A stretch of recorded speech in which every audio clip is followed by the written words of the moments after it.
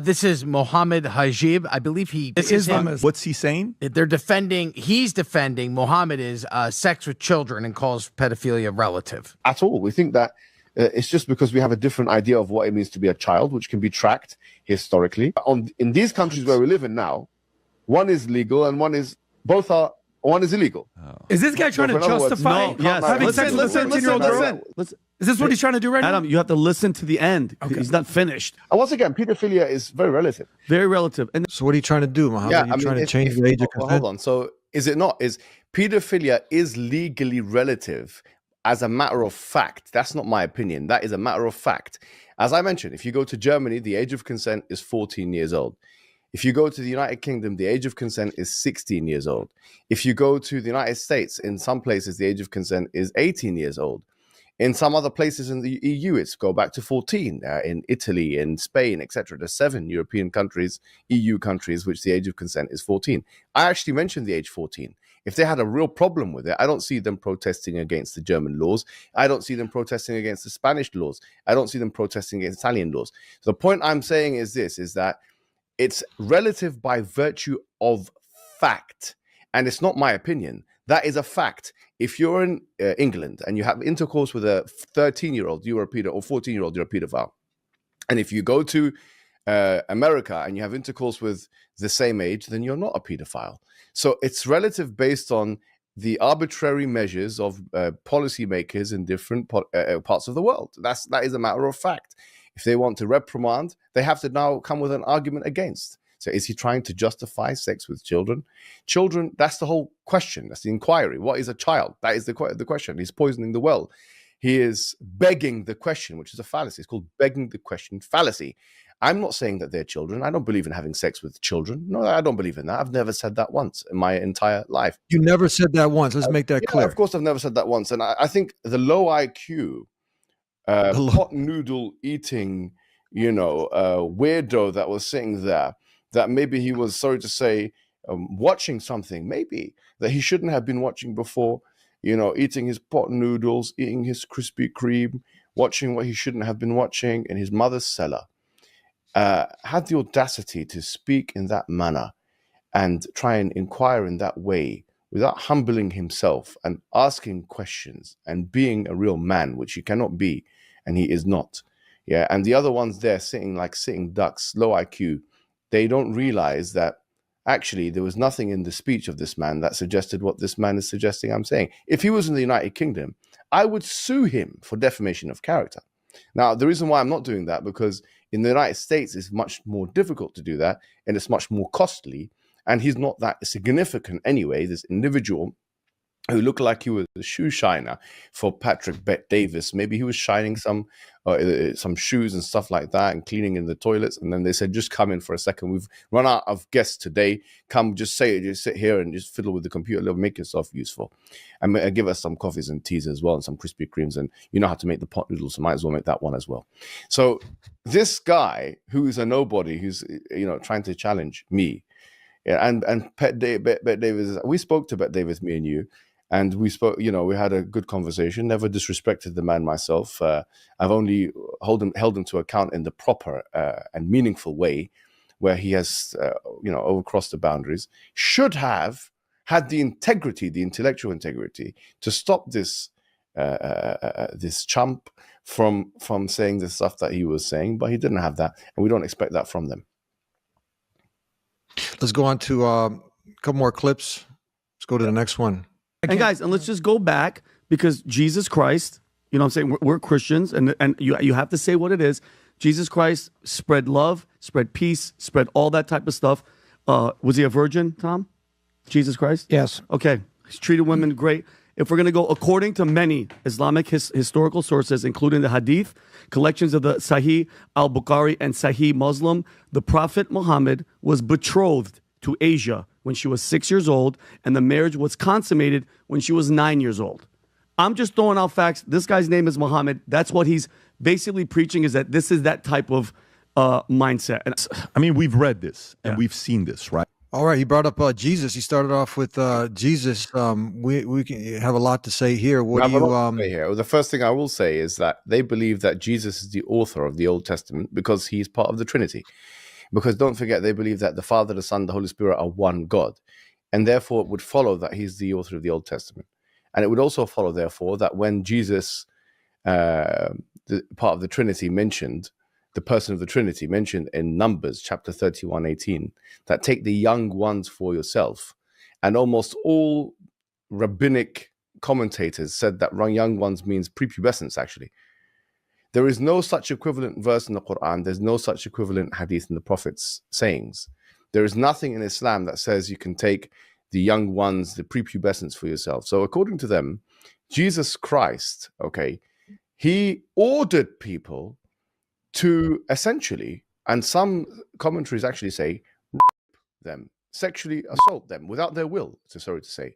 So if you're saying you 1000% disagree with it, then can you please come online and tell us that you 1000% disagree with the Bible, and 1000% disagree with Jesus Christ, and 1000% disagree with Numbers chapter 31 verse 18, and 1000% disagree with the injunctions given therein?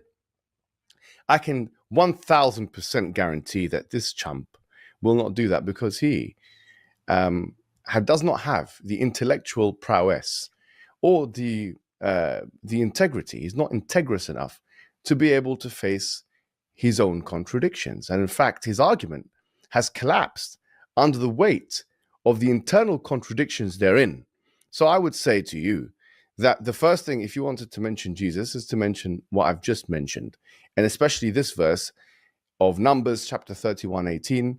You can go and look into, there is a website called Sephardim.com, which shows you all of the commentaries of the Old Testament, especially the rabbinic commentaries, using the Hebrew language aforetime about this, the Talmudic commentaries, the Babylonian Talmud, the Palestinian Talmud, about this particular verse, and it's pretty clear.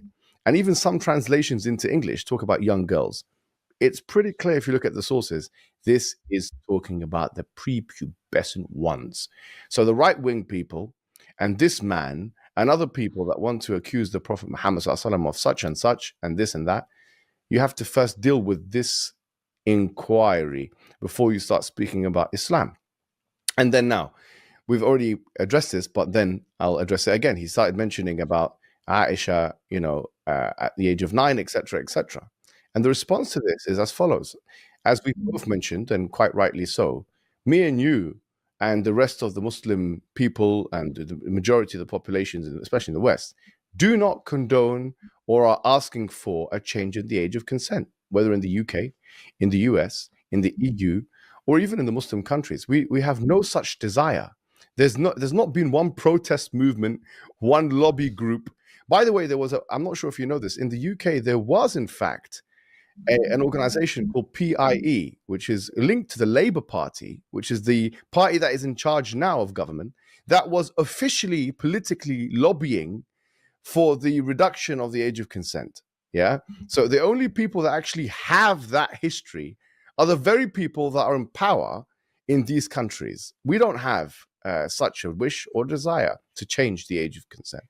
Having said that, when we make the apologia, for example, for the argument, the polemical argument, that's what we're doing. We're making a historical argument for the age of Aisha at 9-year-old.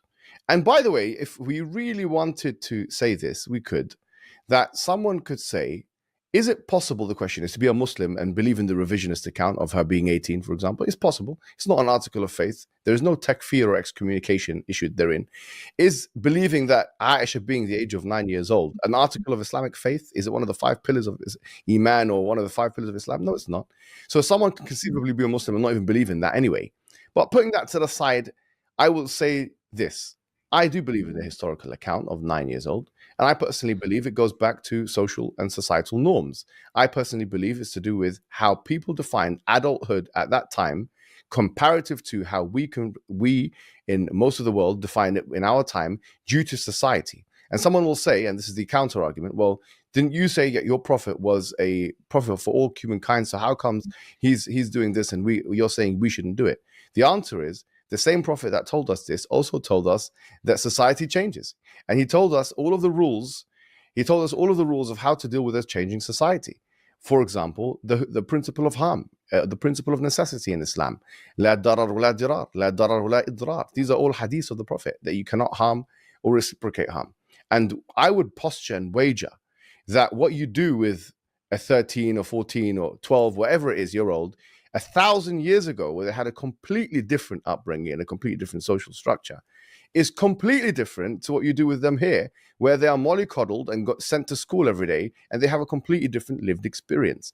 And therefore, I would say, yes, pedophilia, it is relative to one's definition of adulthood by historical fact, by current legalistic reality, and therefore, you don't have a right, I would say, to accuse our Prophet Muhammad ﷺ of such a heinous crime without taking into account those relativistic differences and cultural difference, sociological differences. That's how I would say. You mentioned Jesus, peace be upon him, who we love and revere, as one of the mightiest messengers sent for his people at his time. And now, if you make that argument that now, because he started off as he's love, he's peace, and so if he's 1 and 3 in the Trinity, he's God. So he's giving these orders, Yes. which you quoted numbers, take the little ones for yourselves. Exactly. Wouldn't he also be the one that dictated that Mary, that she be 12 when she gave birth to Jesus? Yes, exactly. And there are many, many reports that indicate that age. And just as there are many, many reports that indicate Rebecca was 3 years old. And you'll find that all over the Jewish sources. But these are things that they'll just hand wave off. They don't care about any of that stuff. Because remember, now Christianity has become a thing which you can just pick and choose from. So people metaphorize that which they don't want. All those genocides that I mentioned in the Old Testament, all those things they don't like, they just metaphorize it. They just, all those scientific inaccuracies, that bogus claims of the creation of the universe, 7-day rest, anything they don't like, they'll just metaphorize it as a metaphor. And so for them, the situation, they'll just hand wave it off.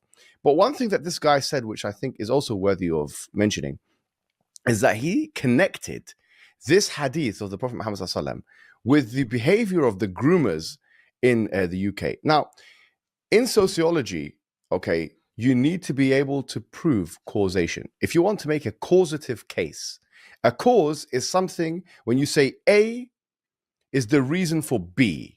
It's the reason. A correlation is different. You could say, for example, okay, that it's getting hot in July, but at the same time, pumpkin sales are going higher. There's no correlation. There's no causation. There's a correlation, but there's no causation. But if it's Halloween time and it's October, then you can make a causative case. They say, but people are buying pumpkins because of Halloween. Now, if you're making a causative case between the religion of Islam on the one hand and the grooming that took place on the other, then what you need as a sociologist, as a proper academic, is you need to make a causative argument to show the link between A and B. And in this case, what would be sufficient, or at least something to speak about, is a testimony from these groomers themselves saying, we were inspired by the hadith. We don't believe it's haram. We don't believe it's wrong to take these white girls and to do this. How comes from all of the reports that I've read and all of the police reports and the people that I've challenged in the last 2 weeks, not one of them has been able to show one single report in the United Kingdom of someone citing religious reasons for the reasons why they've done that? Whether obviously if they're non-Muslim, but if they are Muslim, if they are Asian, we don't find one single report of an individual saying, I have been inspired, incentivized, or otherwise motivated by my religion. The challenge, therefore, would be produce one report. Surely you should, of all these cases that took place in Telford, in Rotherham, in Rochdale, and there was over 1,000 white girls that were badly abused by these horrible, horrendous, horrific, monstrous, condemnable, abominable individuals. Not one of those individuals has been able to come with a single report saying that the reason why I did this was because of my religion. How comes? The fact that you have not been able to produce one report like that means you are disqualified from being able to make a causative case, the like of which you have tried to make. And that's why there's no bona fide academic that makes, by the way, the causative case. Not one bona fide sociologist in peer-reviewed journals that make the causative case, because it's too difficult to make. They know that. And in almost all the reports that have been written by the CSA and the Home Office and the Cobain report and this and the book that she wrote in 2018, Ella Cobain in 2018, none of that links the grooming, Asian grooming gangs, etc., to the religion of Islam. So this man is academically inept. He is incapable of reaching that level of inquiry. He's incapable of making the case. He's creating a problem out of nothing. And as I've mentioned, if his issue is of men who are over a certain age, being in sexual relationships with women that are under the age of 18 or even the under age of 16, then you've got 300,000 cases, according to statistics from the year 2008 and 2018 in the United States of America itself, which, by the way, as we mentioned, the majority of the states don't even have an age of consent, or they have an age of consent which is below the age of 18, okay? What you have to worry about. Why are you worrying about what's happening in Telford and Rochdale and Rotherham? In these towns, by the way, if you've been, they're not even cities in the UK, where disenfranchised and poor people are doing all kinds of mad stuff. Yeah, if you meet these people, you're going to tell me they're religious. They're not religious people. These guys are thugs, and they were giving alcohol and giving alcohol and giving drugs to the girls and stuff like. What is alcohol and drugs now become part of the Islamic package? I don't think so. So, I think that the fact that they're making this case is pathetic and it's embarrassing. And it's something which they're only doing because their prophet and their true God, okay, Elon Musk, decided because of his H-1B visa situation to say such and such a thing. But there will be something coming out about Elon Musk which will shock the public, which I will be publishing on Thursday, which will shock the public. It's the most scandalous thing, and I'm keeping it with me. It will completely shock the British public. It will come out in 2 days. It will shock the entire public about Elon Musk, and I have the information. And no one else has the information that I have. And I'll be producing this information in 2 days, and people will be shocked to know what happened.